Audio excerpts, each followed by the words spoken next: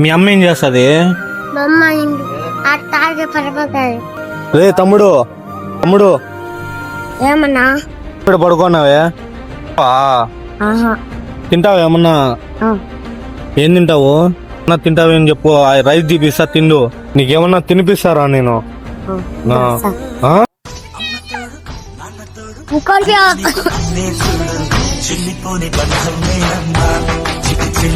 నీకు ఇల్లు ఏం లేదా? లేదా?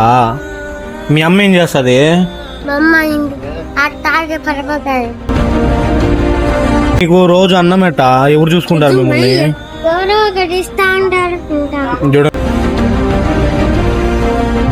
వేరే వాళ్ళు ఎవరు ఒకరు ఇస్తా ఉంటారు, తింటా ఉంటారా?